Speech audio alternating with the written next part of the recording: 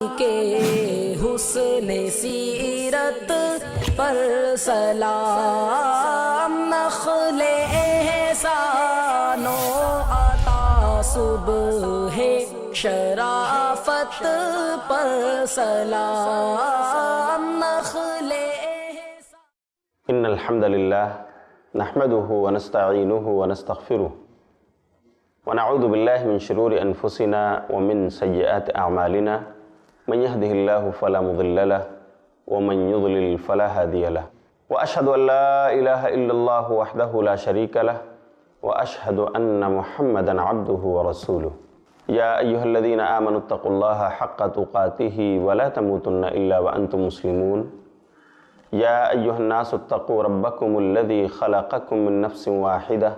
وخلق منها زوجها وبث منهما رجالا كثيرا ونساء، واتقوا الله الذي تساءلون به والأرحام إن الله كان عليكم رقيبا۔ يا أيها الذين آمنوا اتقوا الله وقولوا قولا سديدا يصلح لكم أعمالكم ويغفر لكم ذنوبكم،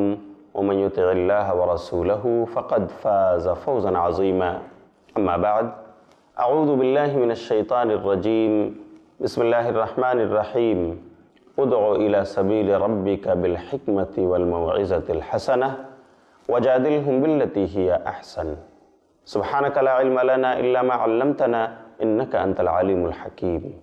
قابل قدر ناظرین کرام اور معزز خواتین اسلام، میں آج پھر حاضر ہوں وہی سیریز پیغام سیرت النبی لے کر، اور آج کا موضوع ہے دعوت اسلام کا تاریخی باب۔ اصل موضوع میں جانے سے پہلے میں آپ کو یاد دلا دوں کہ پچھلے درس میں ہماری بات جو آپ سے ہوئی تھی اس کا موضوع تھا شب معراج، جس میں ہم نے آپ کو بتایا تھا کہ معراج کی تاریخ، اس کا دن، اس کا مہینہ، اس کا سال، ان تمام باتوں میں کافی اختلاف ہے، اس لیے ہمیں پرہیز کرنا چاہیے۔ نبی صلی اللہ علیہ وسلم کو معراج ہوئی یہ تو برحق ہے، لیکن کیا آپ نے کبھی غور کیا ہے اس معراج کی حکمتیں اور اس کے مقاصد کیا تھے؟ اللہ کا اصول ہے کہ سختیوں کے ساتھ آسانی ہے، مشکل اور پریشانیوں کے ساتھ ساتھ آسانی ہے۔ ان مع العسر یسرا، تنگی کے ساتھ آسانی ہے۔ اللہ رب العالمین نے قرآن کریم میں اس کا ذکر کیا ہے، اور جب انسان محنت و مشقت کرتا ہے تو اس کے اصول میں سے یہ بھی ہے کہ وہ انعام و اکرام سے نوازتا ہے۔ نبی صلی اللہ علیہ وسلم نے مکے کی سرزمین میں 1-2 دن نہیں، 1-2 سال نہیں، نبی بنائے جانے کے تقریباً 13 سال تک آپ صلی اللہ علیہ وسلم اہل مکہ کا ظلم و ستم جھیلتے رہے، ان کی تمام تر ایذا رسانی کو برداشت کرتے رہے۔ ایسے میں اللہ رب العالمین نے آپ کو معراج عطا فرمائی کہ آپ کو تسلی دے، آپ کو حوصلہ دلائے، اور اس طرح سے آپ پر یہ بات باور ہو جائے کہ اے نبی، ہم نے آپ کو بے یار و مددگار نہیں چھوڑ دیا ہے، بلکہ یہ تو ہماری سنت ہے کہ ہم دعوت توحید کو آگے بڑھانے والے، توحیدی مشن کو آگے لے کر چلنے والوں کو آزماتے ہیں، ان کے ساتھ پریشانیاں آتی ہیں اور اس طرح وہ کندن بن جاتے ہیں۔ یہ ہمارے اصولوں میں سے ہے، اور یہی آزمائش آپ کے ساتھ بھی ہوئی ہے، لیکن اس کا یہ معنی بالکل نہیں کہ نبی ہم نے آپ کو بے یار و مددگار چھوڑ دیا ہے۔ اللہ نے گویا تسلی کے لیے نبی صلی اللہ علیہ وسلم کو معراج کرائی، اور اپنی بڑی بڑی نشانیاں اللہ نے اپنے نبی کو معراج کے موقع پر دکھائیں، اور اس طرح اب گویا دعوت اسلام کی راہ آپ کے لیے اور آسان تر ہو گئی، اس لیے کہ حوصلہ افزائی کسی اور کی طرف سے نہیں، اللہ رب العزت کی طرف سے آپ کی حوصلہ افزائی ہوئی۔ اور اس طرح آپ جب معراج کے بعد واپس ہوئے تو آپ مزید دعوت و تبلیغ کے مشن کو لے کر حوصلہ مندی کے ساتھ آگے بڑھے، اس لیے کہ آپ کا مقصد ہی اسلام کی دعوت کو اس سوری زمین پر برپا کرنا، اللہ کی توحید سے لوگوں کو روشناس کرانا تھا۔ لیکن ادھر اہل مکہ بھی تمام تر کرامت، معجزے اور نشانیاں دیکھنے کے باوجود بھی ہٹ دھرمی پر اڑے رہے، اور آپ کو مختلف القاب سے کبھی ساحر، کبھی شاعر، کبھی مجنون اور پاگل، دیوانہ، اس قسم کے خطابات سے نوازتے رہے، لوگوں کو آپ سے برگشتہ کرتے رہے، لیکن اس کے باوجود آپ صلی اللہ علیہ وسلم اپنی دعوت سے باز نہ رہے۔ آپ حکمت اور دوراندیشی کے ساتھ لوگوں سے مل کر، لوگوں کے پاس جا کر، لوگوں کے ساتھ بیٹھ کر انہیں اللہ کی توحید بتاتے اور سکھاتے رہے۔ کبھی انفرادی طور سے جا کر آپ لوگوں سے ملتے تھے، اور کبھی کسی جماعت اور گروہ کے پاس جا کر آپ سنجیدگی کا مظاہرہ کرتے ہوئے انہیں اسلام کی دعوت، توحید کی دعوت سے روشناس کراتے تھے۔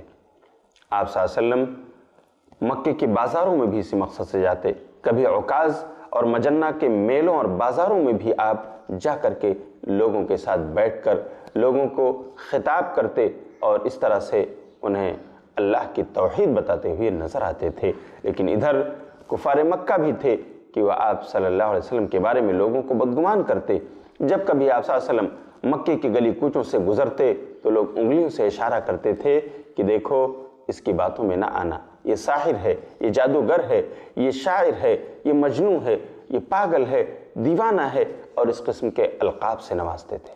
آپ نے سنا ہوگا ضماد کا واقعہ،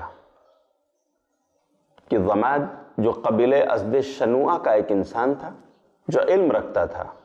اتفاق سے وہ ایک بار مکہ مکرمہ پہنچا طواف بیت اللہ کی نیت سے، اور اس نے نبی صلی اللہ علیہ وسلم کے بارے میں سن رکھا تھا کہ لوگ ان کو ساحر کہتے ہیں کہ یہ جادوگر ہیں، لوگ ان کو شاعر کہتے ہیں یہ شاعری کرتے ہیں، لوگ ان کو مجنون اور دیوانہ اور پاگل سمجھتے ہیں۔ لوگوں کی یہ باتیں سن کر وہ اپنے من ہی من میں سوچ رہا تھا کہ آخر اگر یہ آدمی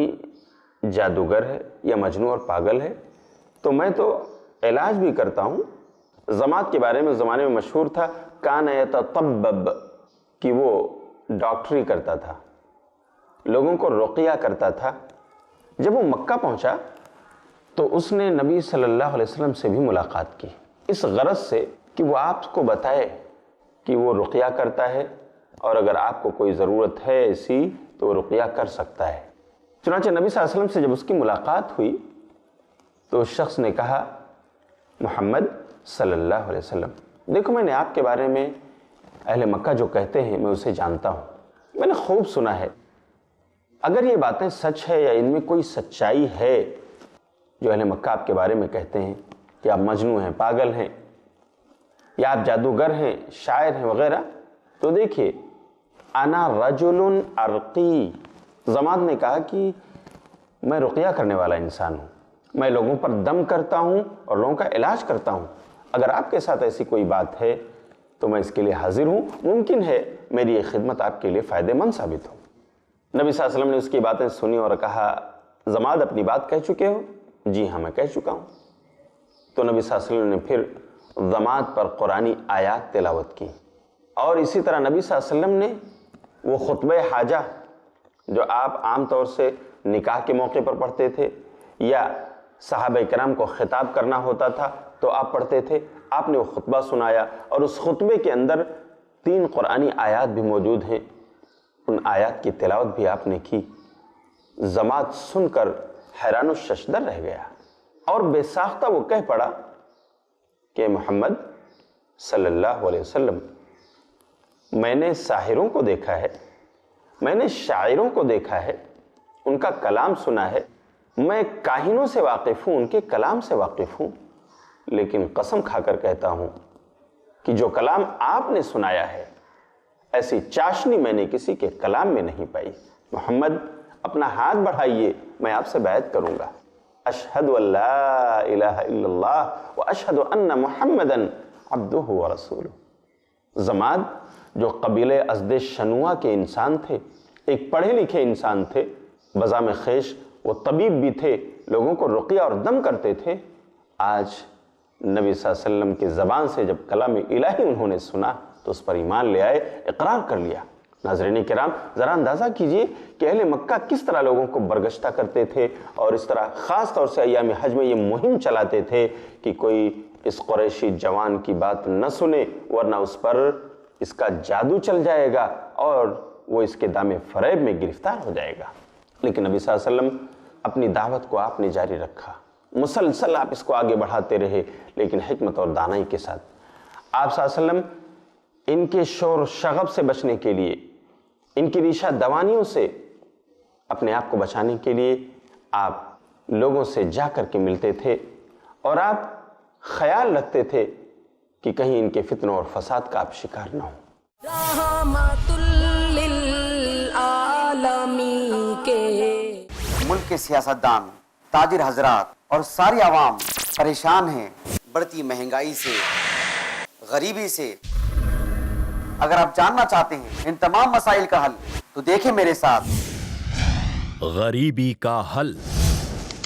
جانیے شیخ محمد معاذ ابو قحافہ سے قرآن و سنت کی روشنی میں، ہر منگل دوپہر 3 بجے اور رات 9 بجے، صرف i+TV پر، بہتر زندگی کے لیے۔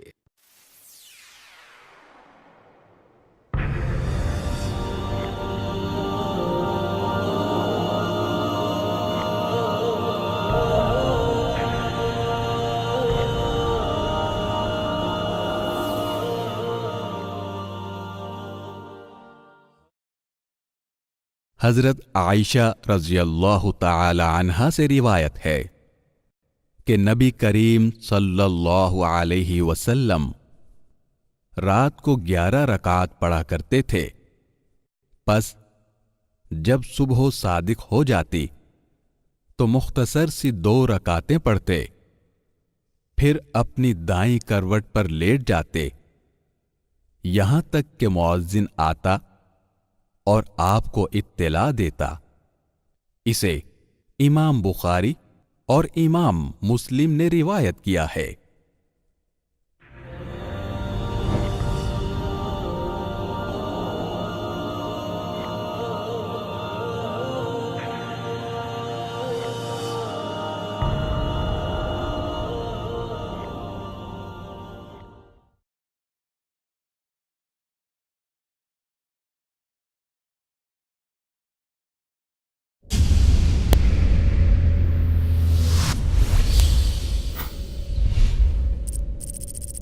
اپنے کیبل یا DTH آپریٹر سے i+TV آج ہی ڈیمانڈ کریں۔ i+TV فری ٹو ایئر اور انڈین رجسٹرڈ چینل ہے۔ رحمت للعالمین کے بطور خاص جب حج کا موسم آتا تھا تو آپ صلی اللہ علیہ وسلم باہر سے آنے والے وفود، باہر سے آنے والے قافلے، وہ کسی بھی علاقہ کے رہے ہوں، آپ صلی اللہ علیہ وسلم ان کے پاس جا کر تنہائی میں ملتے، ان کے شر و فساد سے بچتے ہوئے، ان کی نگاہوں سے دور جا کر آپ صلی اللہ علیہ وسلم ان وفود سے، ان ڈیلیگیشن سے ملتے تھے، اور اگر آپ سمجھتے کہ یہ میری بات سننے کے لیے راضی ہیں تو آپ ان کے پاس اسلام کی دعوت پیش کرتے تھے۔ باوجود ہے کہ یہ کفار مکہ تمام تر آپ کی دعوت کے دشمن تھے، حتیٰ کہ آپ کے بھی دشمن تھے، لیکن آپ صلی اللہ علیہ وسلم نے کبھی بھی دعوت توحید سے اپنے آپ کو نہیں روکا، اور آپ نے یہ سلسلہ نہیں ختم کیا بلکہ اسے آگے بڑھاتے رہے۔ اور اسی سلسلے میں نبوت کے 11ویں سال آپ صلی اللہ علیہ وسلم جب حج کا موسم آتا ہے تو آپ دعوت و تبلیغ کے لیے نکلتے ہیں۔ مینا کی گھاٹیوں میں جو لوگ خیمہ زن ہوتے ہیں، آپ صلی اللہ علیہ وسلم ان کے پاس جا کر کے اللہ کی توحید بتاتے اور اسلام کے محاسن انہیں گناتے اور انہیں اللہ کے انعامات کی یقین دہانی کراتے۔ بس ایک بار ایسا ہوا کہ سن 1190 میں مدینے سے چل کر ایک وفد آیا ہوا تھا جو قبیلہ خزرج کا تھا۔ اتفاق سے آپ صلی اللہ علیہ وسلم کی مڈبھیڑ قبیلہ خزرج کے اس قافلے سے نبی صلی اللہ علیہ وسلم کی ملاقات موسم حج میں ہوئی تھی۔ آپ نے تنہائی میں انہیں پا کر آپ صلی اللہ علیہ وسلم ان کے ساتھ بیٹھے اور آپ نے ان سے گزارش کی، آپ اگر یہود مدینہ کے حلیف ہیں تو میں آپ سے بات کرنا چاہوں گا، اگر یہ آپ کو اچھا محسوس ہو کہ آپ تشریف رکھیں اور میں آپ سے کچھ باتیں کروں تو بیٹھیے۔ بہرحال وہ لوگ قبیلہ خزرج کے یہ 6 افراد وہاں بیٹھ گئے۔ انہوں نے کہا اچھی بات ہے، آپ سنائیے آپ ہم سے کیا بات کرنا چاہتے ہیں۔ نبی صلی اللہ علیہ وسلم نے ان کے سامنے توحید کی بات رکھی، اللہ کی وحدانیت بتائی اور ایک اللہ کے بندگی کی تعلیم ان کو دی، اور اپنی رسالت کے بارے میں ان کو بتایا کہ میں اللہ کا بھیجا ہوا رسول ہوں، اسلام کے محاسن پیش کیے، اسلام کے روشن تعلیمات ان کے سامنے رکھی اور قرآن کی آیات پڑھ کر نبی صلی اللہ علیہ وسلم نے ان کو سنایا، اور اس طرح آپ صلی اللہ علیہ وسلم نے ان کو اسلام کی دعوت دی۔ جب انہوں نے نبی صلی اللہ علیہ وسلم کی دعوت سنی تو وہ چونک گئے، لیکن ان کے چونکنے کی وجہ کیا تھی؟ ناظرین کرام، وجہ یہ تھی کہ یہ قبیلہ خزرج کے لوگ جو مدینہ کے رہنے والے تھے، مدینے میں جس مقام پر یہ لوگ رہتے تھے وہیں پر ان کے پاس میں، ان کے پڑوس میں یہودی بھی آباد تھے۔ یہودی وہ عالم اور اہل کتاب تھے، کتاب کا علم ان کو تھا، اللہ رب العالمین نے انہیں دے رکھا تھا۔ اور یہ جو انصار تھے، قبیلہ خزرج کے لوگ، یہ بت پرست تھے، شرک اور بت پرستی میں یہ لوگ ملوث تھے، اس لیے آپس میں ان کی چھیڑ چھاڑ ہوا کرتی تھی، ایک دوسرے سے ان کی نوک جھونک ہوا کرتی تھی، اور جب کبھی جنگ کی نوبت آتی تو وہ یہودی ان کو دھمکیاں دیتے تھے اور کہتے تھے کہ دیکھو ایک نبی آنے والا ہے، وہ نبی جب مبعوث ہو جائے گا تو ہم اس پر ایمان لائیں گے، اس کی پیروی کریں گے، اور ہم اس کے ساتھ مل کر کے تمہارے خلاف جنگ کریں گے، اور ہم تمہارا اسی طرح سے خاتمہ کر دیں گے جیسا عاد اور ارم کا خاتمہ ہوا ہے۔ یہ بات قبیلہ خزرج کے ان افراد کو یاد آئی، اور انہوں نے آپس میں یہ بات کرنا شروع کی کہ دیکھو یہ تو وہی نبی معلوم ہوتے ہیں جن کے بارے میں یہودی ہمیں دھمکیاں دے رہے تھے، تو ایسا کرتے ہیں ہم اس نبی پر ایمان لے آتے ہیں، کہیں ایسا نہ ہو کہ یہودی ایمان لانے میں ہم سے سبقت لے جائیں، ہم سے پہل کر جائیں، اس لیے ہم پہلے ایمان لے آتے ہیں۔ چنانچہ قبیلہ خزرج کے یہ تمام افراد اسلام لے آئے، دائرہ اسلام میں داخل ہو گئے، لیکن انہوں نے ابھی آپ سے کوئی معاہدہ یا بیعت نہیں کی، اس لیے کہ وہ اپنے قوم سے سمجھوتا کیے بغیر، اپنے قوم سے باتیں کیے بغیر انہوں نے مناسب نہیں سمجھا کہ ان کے ہاتھ پر ابھی ہم کوئی بیعت کر لیں یا کوئی معاہدہ کر لیں، لیکن انہوں نے عہد و پیمان کیا کہ آپ کی یہ دعوت جس کو ہم نے قبول کیا ہے، ہم واپس جائیں گے اور ہم آپ کے اس دعوت کے مبلغ بنیں گے، اور یہ مشن ہم لے کر کے اپنے کنبہ قبیلہ کو پہنچائیں گے، ان میں دعوت و تبلیغ کا کام کریں گے۔ چنانچہ یہ لوگ نبی صلی اللہ علیہ وسلم کی رسالت کو مان کر اس کی تصدیق کر کے، اسی طرح اللہ کی توحید کا اقرار کرتے ہوئے اسی کی بندگی کا اعتراف اور اقرار کر کے نبی صلی اللہ علیہ وسلم کے یہاں سے روانہ ہوئے۔ لیکن روانہ ہونے سے پہلے نبی صلی اللہ علیہ وسلم نے ان کو تلقین فرمائی اور وصیت کی۔ وہ وصیت یہی تھی کہ دیکھیے آپ جب واپس جائیں تو یہ توحید جو آپ کو ملی ہے، ایمان باللہ کی دولت جو آپ کو ملی ہے، آپ نے رسالت کی جو تصدیق کی ہے، آپ اس کی تبلیغ دوسروں تک کریں، آپ اپنے دوست احباب کو پہنچائیں، آپ اپنے کنبے قبیلے کے لوگوں سے جا کر کہیں، اسی طرح اپنے اعزا و اقارب، اپنے بال بچوں میں اس کی تبلیغ کریں۔ آپ کی تبلیغ ممکن ہے اس سے دوسرے لوگ بھی فیض یاب ہوں اور اس طرح وہ بھی دائرہ اسلام میں داخل ہوں۔ انہوں نے عہد کیا کہ ہاں ہم جائیں گے اور ہم آپ کے اس مشن کو لے کر آگے بڑھیں گے اور دعوت و تبلیغ کا حق ادا کریں گے۔ چنانچہ یہ لوگ گئے اور مدینہ پہنچ کر انہوں نے دعوت و تبلیغ کے مشن کو جاری کیا، اپنے کنبہ قبیلے میں، اپنے اعزا و اقارب میں، اپنے بال بچوں میں انہوں نے وہاں سے دین کی شروعات کی، تبلیغ کی شروعات کی، اور اس طرح سے ہوا یہ کہ اللہ رب العالمین نے ان کی انتھک کوشش اور محنت سے مدینے کے اور افراد کو بھی، قبیلہ خزرج کے مزید 7 لوگوں کو ایمان کی دولت سے مالا مال کر دیا، 7 اور لوگ ان کے ساتھی بن گئے، اس طرح ان کا جتھا بڑا ہو گیا۔ ناظرین کرام، اگر مجھے اجازت ہو تو میں کہنا چاہوں گا یہی دعوت و تبلیغ کی ذمہ داری ہمارے کاندھوں پر بھی ہے، لیکن کیا ہم نے اس کو ادا کیا ہے؟ کیا ہم اس کا حق ادا کر رہے ہیں؟ جبکہ نبی صلی اللہ علیہ وسلم نے منی کے میدان میں حجۃ الوداع کے موقع پر آپ نے کہہ دیا تھا، الا فلیبلغ الشاہد الغائب، سن لو جو یہاں حاضر ہیں اب ان کی ذمہ داری بن رہی ہے کہ وہ اپنے پیچھے والوں کو یہ تبلیغ کر دیں، یہ پیغام سنا دیں جو میں آپ کو سنا رہا ہوں۔ گویا اس طرح نبی صلی اللہ علیہ وسلم نے دعوت و تبلیغ کی یہ ذمہ داری ہم امتیوں کے کاندھے پر رکھ دی ہے، لیکن ہم میں سے ہر ایک سوچے، غور کرے اس نے اس دعوت کی ذمہ داری کو ادا کیا ہے یا نہیں۔ کتنے غیر مسلموں تک اسلام کی دعوت دی ہے، کتنے غیر مسلموں کو اسلام کے محاسن ہم نے بتلائے ہیں، کتنے غیر مسلموں تک ہم نے اسلام کا لٹریچر اور پمفلٹ تقسیم کیا ہے، کتنے لوگوں کو ہم جا کر کے انفرادی طور سے ہم نے ان کو اسلام کی دعوت دی ہے، کتنے لوگوں کو؟ اگر نہیں تو ہمیں اس تعلق سے سوچنا چاہیے، اور یہ ایسا فریضہ ہے جس کا حکم نبی کو تھا اور اب ہم کو بھی ہے، اس لیے کہ ہم سب قرآن کے مخاطب ہیں، اور اللہ تعالیٰ کہتا ہے اعوذ باللہ من الشیطان الرجیم ادع الی سبیل ربک بالحکمت والموعظۃ الحسنہ وجادلہم باللتی ہی احسن، کہ آپ پکاریے، آپ لوگوں کو دعوت دیجیے اللہ کے اپنے رب کے راستے کی طرف، حکمت کے ساتھ اور اچھی بات کے ساتھ، یعنی ہمیں لوگوں کے ساتھ، اپنی مدعو قوم کے ساتھ جو باتیں کرنی ہیں وہ باتیں اچھی ہوں، درست ہوں، سنجیدہ ہوں، باوقار ماحول میں ہوں، پروقار ماحول میں ہوں، اور اگر کبھی بحث اور ڈسکشن کی بھی باری آ جائے، بحث اور ڈسکشن کی بھی نوبت آ جائے، تو ہمیں ان سے جھگڑنا نہیں ہے، ہمیں ان سے کٹ حجتی نہیں کرنی ہے، ہمیں سیدھے سادے لب و لہجے میں جھگڑے اور لڑائی سے پرہیز کرتے ہوئے اچھے انداز میں ان کے سامنے بات رکھنا ہے۔ یہی مطلب ہے اللہ کے فرمان وَجَادِلْهُمْ بِالَّتِي هِيَ أَحْسَنُ، کہ اگر بحث بھی کرو، ڈسکشن بھی کرو تو اچھے طریقے سے کرو، اس لیے کہ زور زبردستی والی بات، سختی والی بات، اس کا کوئی فائدہ نہیں۔ ہدایت دینا تو اللہ کا کام ہے، ہم اور آپ تو اس کے مشن کے مبلغ ہیں، ہم اور آپ تو اس کے مشن کے داعی ہیں،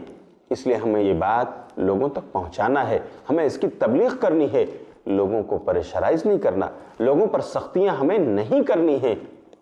سیدھے سادے لب و لہجے میں جیسے ہمارے نبی صلی اللہ علیہ وسلم یہ تبلیغ کرتے تھے، لوگوں تک اللہ کا پیغام پہنچاتے تھے، بس اسی لب و لہجے میں ہمیں لوگوں تک یہ پیغام پہنچا دینا ہے۔ اور اگر ہم یہ ذمہ داری ادا کریں گے تو ناظرین کرام، یہ ذمہ داری ہمارے لیے صدقہ جاریہ ہے، اس لیے کہ نبی صلی اللہ علیہ وسلم کی حدیث جو آپ کو صحیحین میں ملے گی، صحیح بخاری کتاب العلم کے اندر یہ بات موجود ہے کہ نبی صلی اللہ علیہ وسلم نے کہا جو کوئی آدمی من دل علی خیر فلہ اجرہ واجر من عمل بہ، جو آدمی کسی کو حق بات، سچی بات، اچھی بات کی رہنمائی کرے گا، فلہ اجرہ، تو اس کے لیے اس کا اجر تو ہے ہی، واجر من عمل بہ، اور اس کی رہنمائی پر دوسرے جو لوگ وہ نیک کام کرنے لگیں گے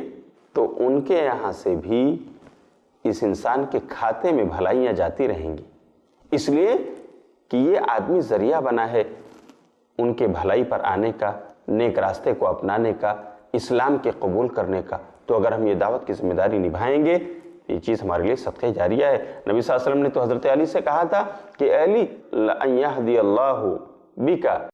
رَجُلًا وَاحِدًا خَيْرٌ لَكَ مِنْ حُمُرِ النَّعَمِ، کہ اگر اللہ رب العالمین اے علی تمہاری دعوت و تبلیغ پر، تمہارے ارشاد اور رہنمائی پر کسی ایک انسان کو بھی ہدایت دے دے تو یہ تمہارے لیے سرخ اونٹوں سے بہتر ہے۔ ناظرین کرام، دعوت و تبلیغ کا یہ مجال، دعوت و تبلیغ کی یہ فیلڈ بڑی ہی زرخیز ہے، ہمیں یہ ذمہ داری نبھانی چاہیے اور اللہ رب العالمین کا فضل و کرم تلاش کرنا چاہیے۔ خزرج کے ان لوگوں نے اپنا عہد و پیمان جو نبی صلی اللہ علیہ وسلم سے زبانی طور سے کیا تھا، ابھی بیعت انہوں نے نہیں کی تھی، لیکن یہ زبانی عہد و پیمان بھی انہوں نے جا کر مدینے کی یثرب کی سرزمین میں نبھایا، دعوت و تبلیغ کا حق ادا کیا، اور انہی کی کوششوں سے 7 اور لوگ خزرج کے مسلمان ہو گئے، اور اس طرح ان کا جتھا بڑھ گیا۔ اللہ رب العالمین نے گویا اپنے نبی کو اس طرح کے معاون اور مددگار فراہم کر دیے تاکہ دعوت و تبلیغ کی راہ اور آسان ہو جائے۔ بات ابھی اور ہے، میں آپ کو بتاؤں گا کہ آنے والے سالوں میں کس طرح حج ہی کے موسم میں آ کر لوگوں نے آپ کے ہاتھ پر بیعتیں کی، اسلام قبول کیا، اور اس طرح وہ آپ کے سپورٹر بن گئے۔ لیکن وقت ہو گیا ہے، اس لیے اجازت چاہوں گا، یہیں پر رکتا ہوں۔ السلام علیکم ورحمۃ اللہ وبرکاتہ۔ رحمت للعالمین کے